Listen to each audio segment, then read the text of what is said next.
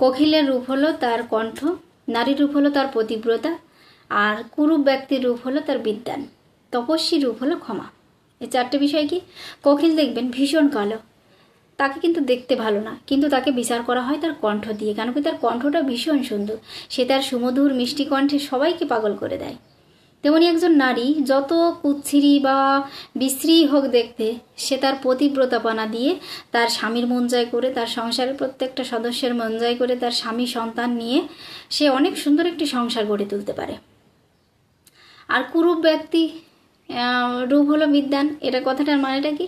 একজন পুরুষ মানুষ সে যতই কুরূপ হোক, দেখতে মানে সুন্দর না, খারাপ, কুচ্ছিরি, সে তার প্রকৃত রূপ, সে যদি বিদ্বান ব্যক্তি হয় তাহলে তার ওই রূপের কোনো বিচার করা হয় না, তখন তার বিদ্বান রূপটা দিয়ে তাকে বিচার করা হয় যে সে এতটা সুন্দর।